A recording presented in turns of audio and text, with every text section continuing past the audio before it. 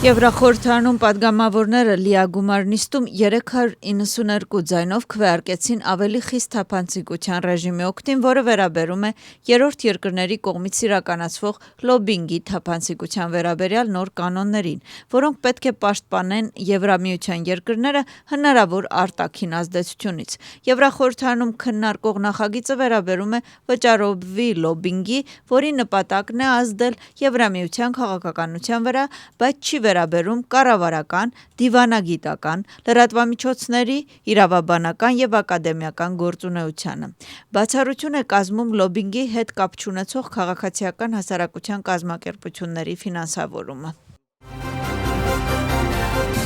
Գերմանիայի դեսպանի հայտարարությունները դեռևս քննարկման փուլում են։ Ազատություն ռադիոկայանին տված հարցազրույցում Պիտեր Ֆիշերը անդրադարձել է մի շարք թեմաների և արտահայտել իր կոշտ դիրքորոշումը։ Ֆիշերը խոսել է օտարերկրյա գործակալների և թափանցիկության, ինչպես նաև դրամաշնորհների մասին օրենքների մասին։ Նրա խոսքով Վրեստենը կարող է ունենալ այդ օրենքները, բայց այն չի կարողանա միանալ Եվրամիությանը։ Նրանք մատնանշում են իշխող թիմում երկակի չափանիշների, հատկապես Եվրախորհրդարանի կողմից ընդունված թափանցիկության մասին օրենքի նոր օրենքից հետո։ Բասկետբոլիստին ուղղված ծաղր և վիրավորանքներ կամ արժանի խոչընդոտներ։ Գեորգի Շերմատինի ելույթին Ուկրաինայի հետ երեկվա խաղից հետո հաջորդեցին հանրային գնահատականներ։ Գեորգի Շերմադինի իր վերջին խաղը անցկացրեց հայրենիքում ազգային հավաքականի կազմում և հրաժեշտի խոսքով դիմեց երկրպագուներին։ Վրացի բասկետբոլիստը շնորհակալություն հայտնեց երկրպագուներին աջակցության համար և մաղթեց ազգային հավաքականին հաջողություններ ապագայում։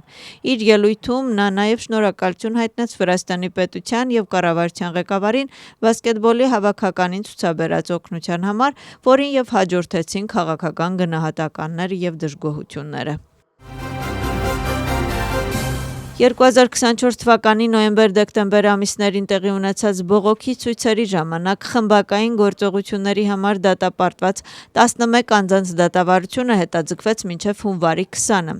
Դատավարության հետաձգման պատճառը մեղադրյալներից մեկի Գուրի Միրցխուլավայի և նրա փաստաբան Օմար Փուրցելաձեի չներկայանալն էր։ Փաստաբանները նաև խնդրել են փոխել դատարանի դահլիճը և նշել, որ դատապարտյալները ստիպված են մնալ անմարդկային պայմաններում։ Այսօր ընդդիմության մի մասը հայտարարում է լայնածավալ ցույցի մասին ուղիղ մեկ տարի անց այն բանից հետո, երբ կառավարության ղեկավարը օրակարգից հանեց մինչև 2028 թվականն Եվրամիության անդամակցելու բանակցությունների մեկնարկը, ընդդիմադիր սպեկտրի մի մասը պլանավորում է անցկացնել պարբերաբար բողոքի ցույցեր։ Նրանց խոսքով նպատակն է հանրությանը և կառավարությանը ցույց տալ, որ բողոքի ցույցը ոչ մի տեղ չի անհետացել և անընդմեջ շարունակում են մեկ տարի շարունակ։ Նշված նախաձեռնությունը ընդդիմության ներսում պառակտման պատճառ է դարձել։ Գեորգի Գախարիայի կուսակցությունը չի մտադրվում միանալ այսօրվա ցույցին և որպես պատճառ նշում է ազգային շարժման անպատասխանատու գործողությունները։ Ուկրաինայի ազգային կոռուպցիայի դեմ պայքարի բյուրոն խուզարկություն է անցկացնում Ուկրաինայի նախագահի աշխատակազմի ղեկավարի գրասենյակում։ Անդրեյ Երմակը ինքը հաստատում է տեղեկատվությունը։ Սոցցանցում գրառում է, որ Երմակը գրել է, որ ոչ ոք չի խոչընդոտել դեպքի վայր ժամանած քննիչներին։ Նա ասել է, որ համագործակցում է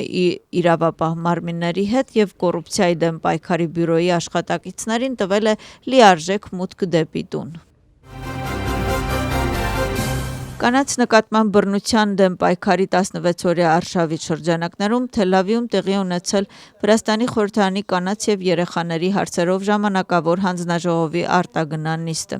Միջոցառումը տեղի ունեցել Թել Ավիվի պետական համալսարանում, որտեղ մունիցիպալիտետի դպրոցների և մանկապարտեզների ուսանողները, դասախոսները, ուսուցիչները և դաստիարակները վերապատրաստվել են ընտանեկան բռնության և կանանց և աղջիկների նկատմամբ առցանց բռնության թեմայով դասընթացները։ Դասընթացը վարում էր Ներքին գործերի նախարարության մարդու իրավունքների դեպարտամենտի ներկայացուցիչը։